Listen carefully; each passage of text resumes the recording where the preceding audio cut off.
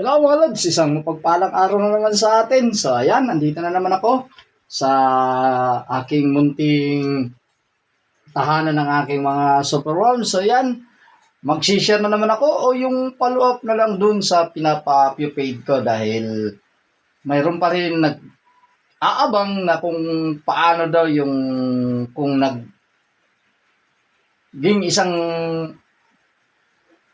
beetle na sila. So ayan, papakita ko sa iyo ito'y follow up lang. So ngayon ay February 9 at tingnan natin kung ano na sila ngayon. Tara, samahan niyo ako.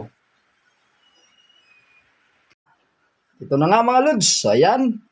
Ayun, nagsimula na talaga silang maging isang beetle. So yun. Yung last natin ay yung February. So ganito brown. Pero magiging ilang araw na lang din magiging kulay itim sila. So ganito yung pag bago pa lang na maging isang simula dito sa pupa, sandali ha. Bubuksan natin.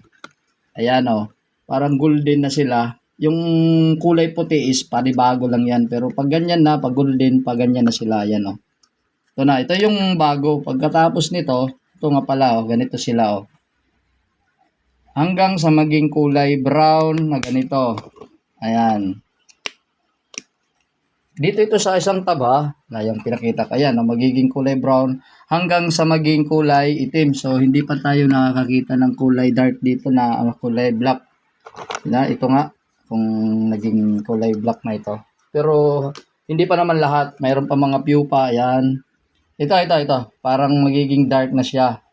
So, simula dyan, hanggang dito na medyo maputi, hanggang sa maging ito at saka hanggang maging kulay dark na sila, yung kulay black na. So, yan yung again February 9 ito. So, mga 23 days na ito sila. Simula nang nilagay natin sila pa isa-isa dito sa mga daily cup. Sa iyo mga tagasunod natin, ayan yung proseso natin At ito naman dito sa kulay blue, so mayroon na. Ayan, sabi ko nga na pag puti hanggang sa maging ganyan, medyo maputi ito, bago pa lang ito. Simula sa pupa hanggang ganito at saka magiging kulay brown na ganyan.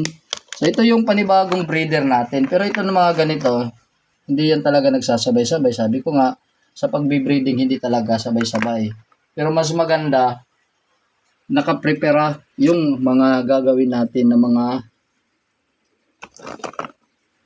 itong ganito. Yung magiging, yan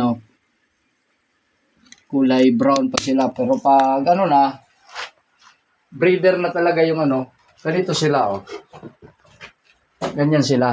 Ayan, kulay black. Ganyan na talaga yung nagmimit na sila. Pag nagre-reproduce na kulay black sila. So ayan, hanggang sa susunod na video. Maraming salamat po sa mga nanonood lagi o nagsusubaybay nitong aking pagpaparami ng ating tinatawag na superworm. God bless po at ingat pong lahat. Maulan na umaga po sa ating lahat. Bye!